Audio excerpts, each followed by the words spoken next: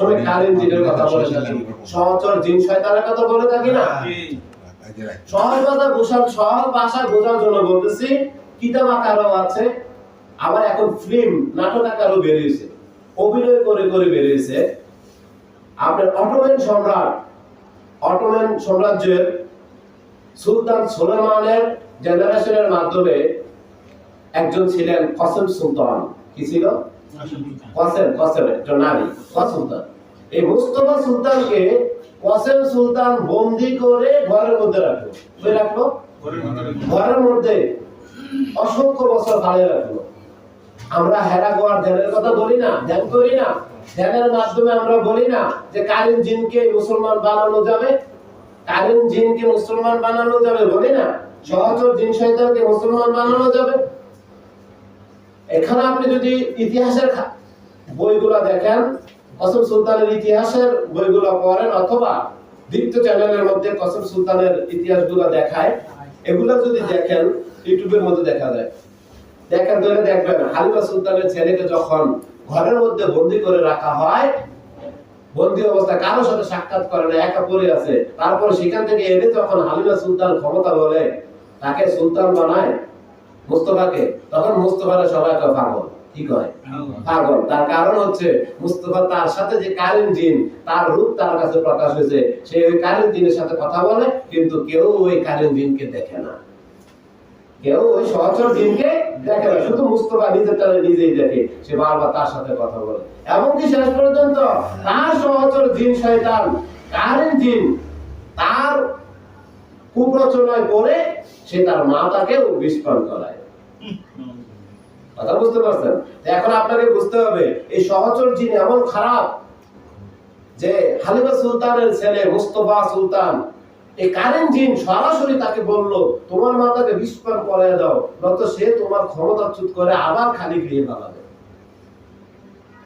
এবার চিন্তা করেন, মনের মধ্যে বসে বসে সে যে কুপ্রচনা দেয়, মুহাম্মদের প্রেম যদি অন্তরে থাকে, মানুষ আমল করবে। কি করবে? আচ্ছা বলেন তো, কেউ কেউ ভালো না বাসলে তারা মান্য করে?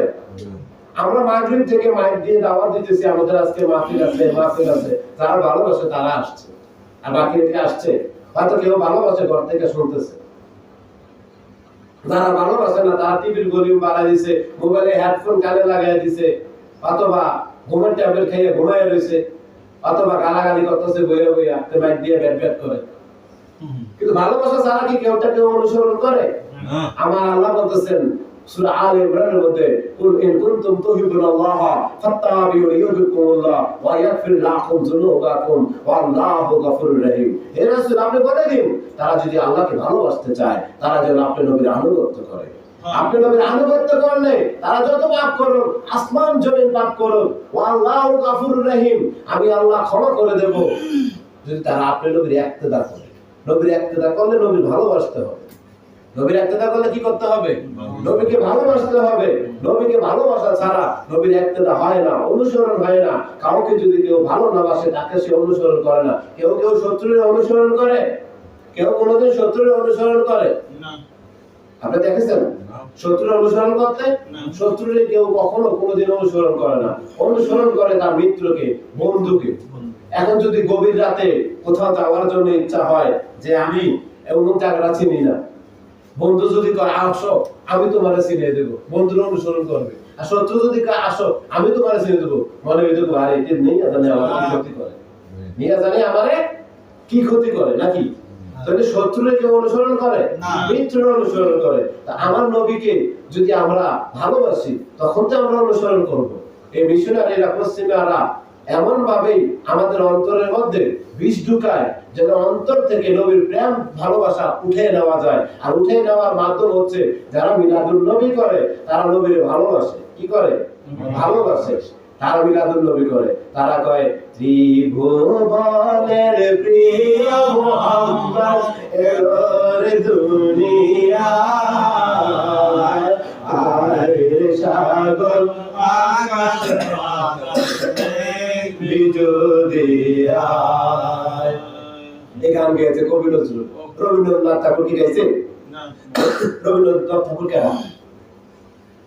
একজন হিন্দু। বিশ্বকবি, কিন্তু সে কি গাইছে? গাইছে কে? একজন মুসলমান, একজন নবীর আশিক, আশিক রাসূল কাজী নজরুল ইসলাম গিয়েছে, ত্রিভুবনের প্রিয় মুহাম্মদ এলো রে দুনিয়ায়, আয়ের সাগর আকাশে বাতাসে দেখবি যদি, আয়ের সাগর আকাশে বাতাসে দেখবি যদি। করিনা 12 রবিউল আউয়াল আসলে আমরা এই মিলাদুন নবী করি, জশ্নে জুলুস করি। এর মাধ্যমে আমাদের প্রেমের বহিঃপ্রকাশ হয়, প্রেমের বহিঃপ্রকাশ হয়। তো এই প্রেমের বিষয়গুলো তারা উঠিয়ে নিচ্ছে। আগে দেখবেন ঘরে ঘরে মিলাদ হইতো, এখন তারা বলতেছে মিলাদ বিদআত, মিলাদ কেন করে না এখন, এখন তারা বলতেছে মিলাদ বিদআত। এই বলে বলে এগুলা উঠিয়ে নিচ্ছে। এগুলা ওই পশ্চিমাদের অনুসারী যারা ডলার খাইয়ে পশ্চিমাদের আনুগত্য করছে, মুনাফিক, তাদের অনুসারীরা এখন আস্তে আস্তে এগুলাকে উঠিয়ে নিচ্ছে। আপনাকে বুঝতে হবে, যখনই দেখবেন এমন কোন গন্ধ যার মুখে বলে মিলাদ ভালো না, যার মুখে বলে নবীর উসিলা করা যাবে না, যার মুখে বলে তারাবি 8 রাকাত 20 রাকাত না, যার মুখে বলে শবে বরাতের রুটি হালুয়া এগুলা বেদাত না, এই শবে বরাত, শবে কদর, শবে মেরাজ এগুলো যে বিরোধিতা করে, ঈদ দুইটা ছাড়া আর ঈদ নাই, বুঝবেন তার কথাগুলো খুব সুন্দর, কথাগুলো খুব সুন্দর। কথায় আছে কবুতরে পা সুন্দর, মেলা সাও সুন্দর, লোকুর কথা সুন্দর, তার কথা খুব সুন্দর। সে তাওহীদি, কি তাওহীদি, একত্ববাদ বিশ্বাসী, কিন্তু তাওহীদের যে একজন মুর্শিদ আছে, কবি নজরুল যে বলেছেন, তাওহীদের মুর্শিদ আমার মুহাম্মদের নাম, মুর্শিদ মুহাম্মদের নাম। আল্লাহ নিজে মুর্শিদ প্রয়োগ করেছেন, কি করেছেন? মুর্শিদ প্রয়োগ করেছেন। আমার আল্লাহ বলতেছেন, দেখেন তারা কেন মুর্শিদে পাইল না, তারা কেন নবীর সাথে শত্রুতা করে, এটাও তাদের তকদীর, এটাও তাদের তকদীর। আমরা যারা নবীর জন্য আশিক, জীবন দিতে প্রস্তুত, আমরা যারা অন্তরে প্রেম আছে মিলাদুন নবী করি, এটাও আমাদের তকদীর। কেমন করে তকদীর? আমার আল্লাহ সূরা কাফের মধ্যে বলতেছেন, যাদেরকে আমি মুর্শিদ দেই না তারা অন্তিম কালেও মুর্শিদ পাবে না। অর্থাৎ মুর্শিদরা দেওয়ার মালিককে আল্লাহ, আল্লাহ যার জন্য প্রদর্শক রাখে নাই সে গোমরাহী হবে, এটা তার তকদীর। এই তকদীর খণ্ডানো যায়, কি করা যায়? খণ্ডানো যায়। সালমান ফার্সির মতো সাহাবী সালমান ফার্সি অসংখ্য কষ্ট করেছেন, চেষ্টা করেছেন তকদীর খণ্ডানোর জন্য। পর্যায়ক্রমে নবী মুহাম্মদ সাল্লাল্লাহু আলাইহি সাল্লামকে পেয়ে ধন্য হয়েছে। বলেন সুবহানাল্লাহ। এই জন্য আমাদেরকে চেষ্টা করতে হবে, কি করতে হবে? চেষ্টা করতে হবে। আমরা যদি চেষ্টা না করি তকদীর খণ্ডানো তো সহজ কথা।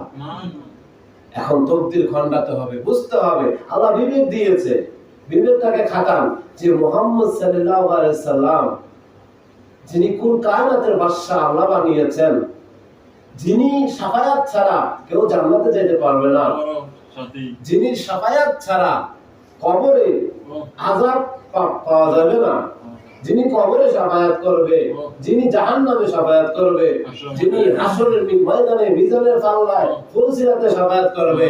মা ফাতেমাতুল জোহরা, মা ফাতেমাতুল জোহরা বলতেছে, ইয়া রাসূলুল্লাহ আপনি একা একা কিভাবে বলা এই ফুলসিরাতের ফুলে থাকবেন, জাহান্নামের সামনে থাকবেন, হাসরের ময়দানে থাকবেন, এই সবগুলো জায়গায় আপনি একই টাইমে থাকবেন, উম্মতকে নাজাতের ব্যবস্থা করবেন, এগুলো কি সম্ভব? আমার নবী কয়, ফাতেমা তুমি কি আমারে আলী মনে করেছো? সুবহানাল্লাহ। মা আয়েশাকে, মা ফাতেমাকে বলতেছে, আমি কি আবু বকরের মতো, আমি কি আলীর মতো? আমি নবী আল্লাহর কুদরতে আমাকে আল্লাহ এমন মুজিজা দিয়েছেন, আমি একই টাইমে জাহান্নামে থেকে আমার উম্মতে জাহান্নামী উম্মতদেরকে আমি উদ্ধার করব। আমি একই টাইমে ফুলসিরাতের ফুল থেকে আমার জাহান্নামী উম্মত যারা চলে যাচ্ছে, ফুলসিরাতের ফুল থেকে পড়ে যাচ্ছে, তাদেরকে উদ্ধার করব। আমি একই টাইমে হাসরের ময়দানে আমার উম্মতদেরকে উদ্ধার করব। সুবহানাল্লাহ। যে আমার নবীর মাধ্যমে আল্লাহ দয়া আমাদেরকে দিয়েছেন। তাই আমরা বলি হায় হায় ওসিলা করা যাবে না, কি করা যাবে না? ওসিলা করা যাবে না। তো বলতেছিলাম মাতা পিতা যদি সন্তানকে দ্বীনের শিক্ষা দেয়, শুধু কি আখিরাতের লাভ? দুনিয়াতেও লাভ আছে। কি লাভ আছে? দুনিয়াতেও লাভ আছে। দেখবেন যে সন্তানকে দ্বীনের শিক্ষা দেওয়া হয়, সন্তান কোরআন থেকে জানে, মা বাবার সাথে উফ শব্দ করা যাবে না। কি করা যাবে না? উফ শব্দ করা যাবে না। এই সন্তানকে যদি দ্বীনের শিক্ষা দেন আর সন্তান জানলো আল্লাহ বলেছে মা বাবার সাথে উফ শব্দ করা যাবে না, তাহলে বলেন তো দুনিয়া থেকে আপনি জান্নাত পাইবেন না? মাতা বা পিতা সন্তান যদি তাদের সাথে খারাপ আচরণ করে তারা কষ্ট পায় না? যেমন আমি তো পিতা, আমার সন্তান যদি আমার সাথে খারাপ আচরণ করে আমি কষ্ট পাই না? এরকম মাতা পিতা যারা আছে, আমরা যদি খারাপ আচরণ করি আমাদের মাতা পিতা কষ্ট পায় না? আমরা যদি এই কষ্টটা না দেই, এটা কি তারা জান্নাত না? তারা স্বর্গ না? শান্তি না? শান্তি মানে তো জান্নাত নাকি? হ্যাঁ, এই জন্য আপনি যদি আপনার সন্তানকে দ্বীনের শিক্ষা দেন, সন্তান জানলো কোরআনের মধ্যে আল্লাহ বলেছে মা বাবার সাথে উফ শব্দ করা যাবে না। সন্তান যদি বিশ্বাস করে, আপনার শিক্ষা যদি সন্তান গ্রহণ করে, আপনার সাথে উফ শব্দ করবে না, তাহলে দুনিয়া আপনার জন্য স্বর্গ হইল না? আল্লাহ তো বলতেছে, বলো না বান্দা, রব্বানা আতিনা ফিদ দুনিয়া হাসানাতাও ওয়া ফিল আখিরাতি হাসানাতাও। বান্দা বলো, আমার কাছে বলো, চাও, হে রব, হে পালনকর্তা, দুনিয়াতে আমার কল্যাণ করো, আখিরাতেও আমার কল্যাণ করো। রব তো শিখিয়ে দিয়েছে। তো দুনিয়াতে কল্যাণ কি? সন্তানাদি ধন সম্পদ এগুলো হালাল পথে উপার্জন করা। হারাম পথে উপার্জিত সম্পদ যদি সন্তানাদিদেরকে খাওয়াই, এরা হবে হারামি। হারাম খাইয়া হারামি হয়। হারাম খাইয়া কোনোদিন সন্তান সৎ হয় না, ভালো হয় না। এই জন্য হারাম খাওয়ানো যাবে না সন্তানদেরকে। হালাল খাওয়াতে হবে, দ্বীনি শিক্ষা দিতে হবে। কি দিতে হবে? দ্বীনি শিক্ষা দিতে হবে। আল্লাহ আমাদেরকে কবুল করুন। নবীর ওসিলা মান্য করে আমরা আল্লাহর প্রিয় বান্দা পীর বুজুর্গদেরকে ওসিলা মেনে চলার তৌফিক দান করুন। অবশ্যই আমরা আল্লাহকে আল্লাহর মতো মান্য করব। আমাদের পালনকর্তা এক, আল্লাহ এক, আল্লাহ কোনো অদ্বিতীয় নাই। আল্লাহ কারো থেকে জন্ম নেননি, আল্লাহ কাউকে জন্ম দেননি, আল্লাহর মতো কেউ নাই, আল্লাহ এক। এটা অবশ্যই আমরা মান্য করব।